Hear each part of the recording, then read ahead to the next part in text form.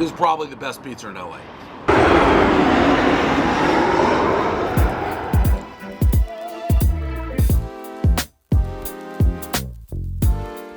What's up, everybody? I am on Wilshire Boulevard in Los Angeles, California, and today we're checking out Apollonia's. Justin is one of the best pizza makers in LA. Let's go see what he's got to offer. Yo, Tommy, what's up, brother? How you doing, man? How's it going? Good, nice to see you. Good to see you. Welcome, How's it going? Good. Good, thanks for having me. Welcome back. I've been here a few times, haven't I? Handful. Yeah, right? I come every time in LA to check you out, so I'm excited. You want to give me a little tour? Let's do it. All right, let's do it. So this is our small dining space. Before the pandemic, this was all tables and chairs. Now we're confined to counters, no tables, no chairs, Okay. no utensils, just plates and pizzas. And what was that change for? Actually, one, it helps us put in more people in a smaller space. It's a little more intimate, shoulder to shoulder. It allows a lot more people to experience our space as a mom and pop, small, intimate neighborhood. Not only that, you know, it lets people experience our jukebox and our music Yeah. and our Mike's Hot Honey neon sign. I love that, man. Yeah, I love this jukebox. Where'd you get it? This I picked up in Sacramento. Okay. The fellow was retiring off to Hawaii. Yeah. Went up to pick it up, and it was all full of country music. Yeah. And I was pretty fortunate to put in my opinion, a pretty strong playlist. A lot of blues, a lot of rock. Nice. I grew up with a jukebox in my house, so to me, I always wanted my own jukebox. Yeah. Unfortunately, it never made it to my house, but it's more important that it's here because I'm here every day, all the time. I get to live with my jukebox, you know, Yeah. every day with the Mike's Hot Honey sign. I mean, this right here alone is a staple, the pizzeria. It's very iconic. And then on top, we've got our tribute to Andrew Bellucci, who was also a very inspiring person to me, and very grateful for the friendship that we had and shared. I have my buddy always overlooking me, so to me, this is a very, very important spot to the pizzeria. Yeah. Was he one of your mentors? He was a mentor to me, but I think I was also a mentor to him. I feel like I gave him much information, but he was very eager to know my story and, you know, what we were doing here. So I think it was a give and take. I actually went and checked out his restaurant in Queens there before he passed. Wow. I was with Tony and a few other guys, and he showed us around. Yeah. I mean, New York Times says his fan pie was life-changing. Yeah, it really was. It really was life-changing.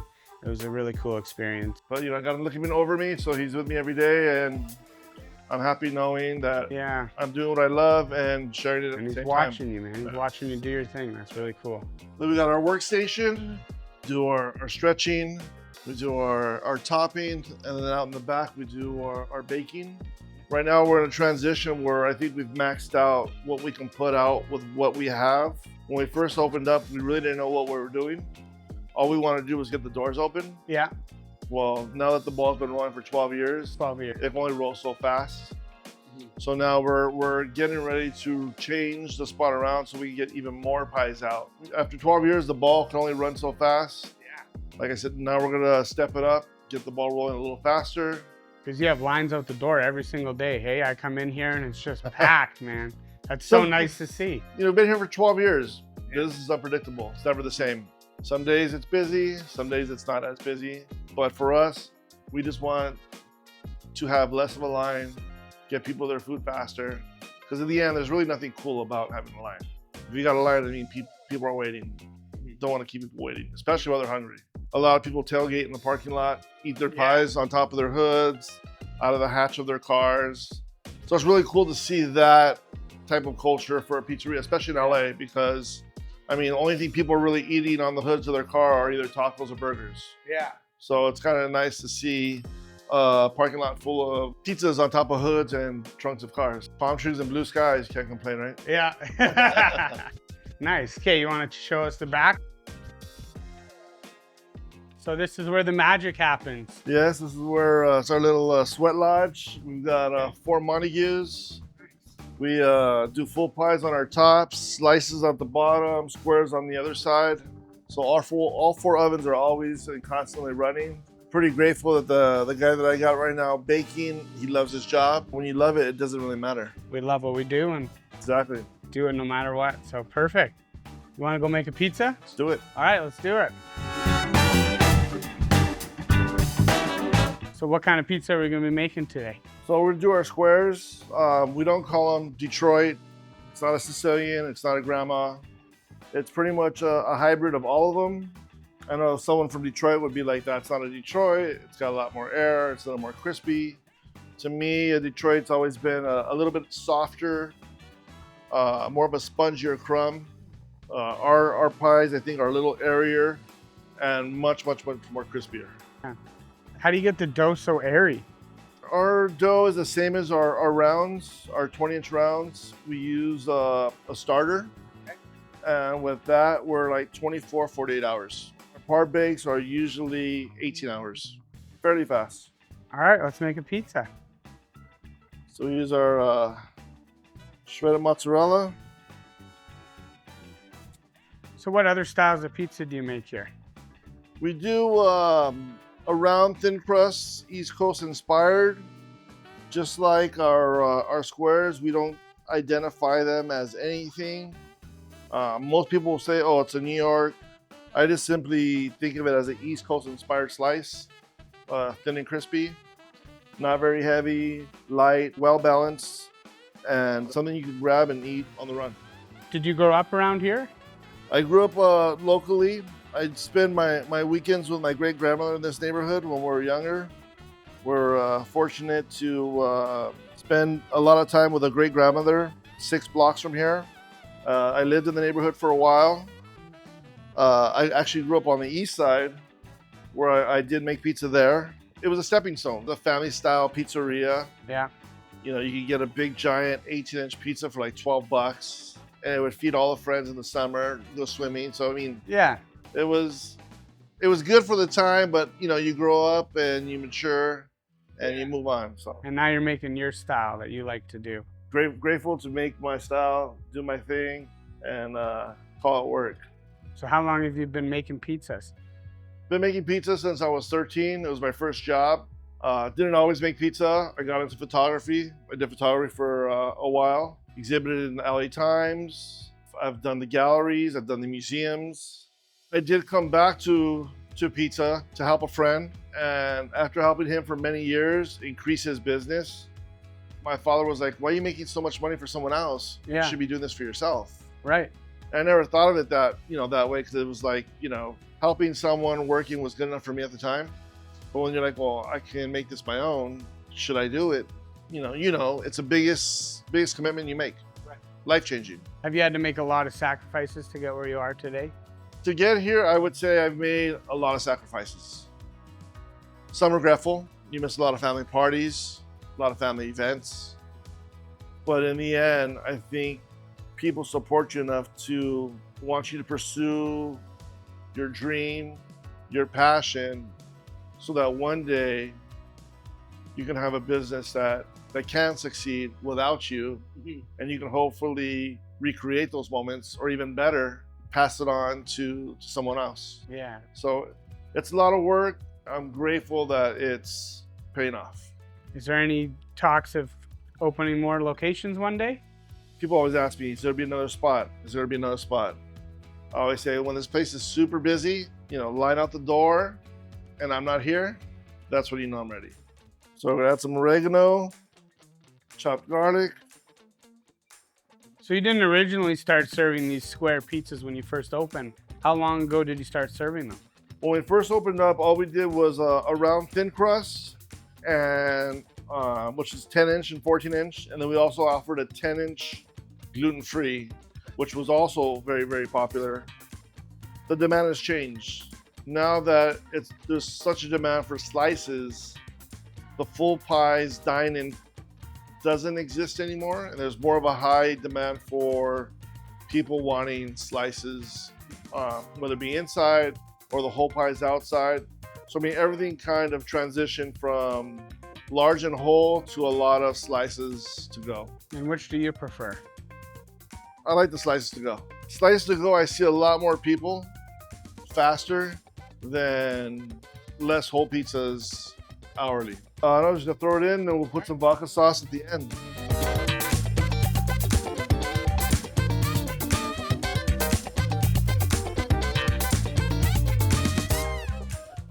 So where's the craziest place pizza's taking you? The craziest place pizza has taken me has to be Tijuana.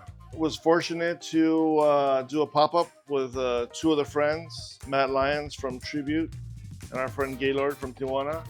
A bar that was celebrating their second anniversary and also being nominated or honored World's Best 50 Bars in North America. Yeah. Had a big anniversary party and we did square slices on the rooftop of a bar in Tijuana. Oh, that's so cool.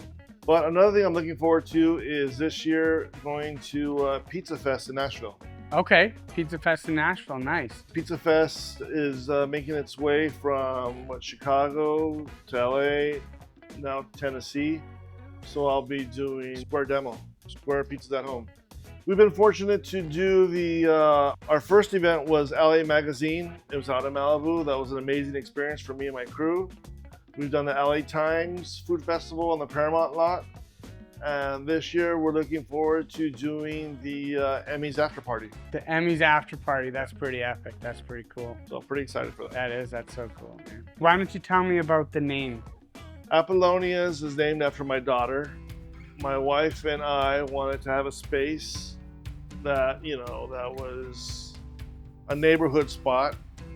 It was intimate, it was personal. And we figured what better opportunity than to name a restaurant than after our daughter. Yeah.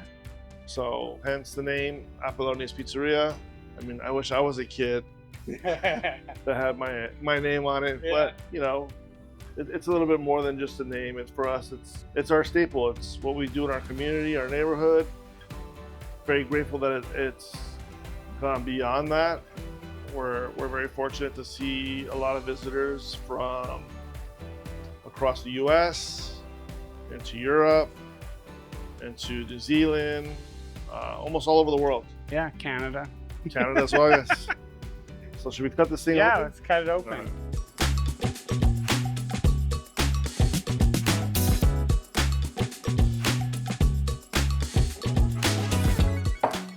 So do you relate your photography back to making the pizzas at all? Definitely. To me, I've always thought about it as communication. And for me, photography has always been a visual communication. So the same with my pies. I try to create a visual impact, first impression. And I think that was very evident in Peter Reinhardt's Pizza Quest. Yeah. With the one pie. It was our white pie. And that photo, that pizza, that image, very strong in terms of like, what is it? It's a pizza. The crowd was flaring all over the place. Yeah. Pretty grateful and fortunate to have made the cover, to have that pizza travel. That's incredible. Yeah. So this is the vodka pie. Are there any flavor profiles you use when you're cooking that remind you of your childhood or bring you back to a time when you were a kid? When I think about pizza in my childhood, I think they're a little bit more complex than what I'm doing now. I mean, I remember hanging out with friends and it was always like, oh, let's get the pepperoni and sausage, or pepperoni, sausage, and peppers. There was always like, let's build it up so it could be hearty. But now that I'm looking for something a little bit more finesse, I'm looking for simplicity. So like, people walk in and they ask like, what should I get? Thinking that I'm gonna sell them a big spread. Mm-hmm. But to me, it's like, get a cheese pizza. You want a good pie, get a cheese pizza. Because if the cheese pizza ain't good, then something's just being covered up with all the other stuff. And I think back as a kid, that's what we're probably doing with that pie, was putting on more things so that it would taste better. But even the vodka pie, I mean, it's just a cheese pie with vodka sauce, nothing else. It doesn't need it. And this is all that's needed, in my opinion, to enjoy a great pie. Nice. Cheers.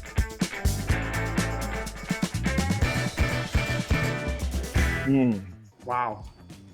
That is so good. That's incredible. But in a sense, all it is a cheese pie with vodka sauce.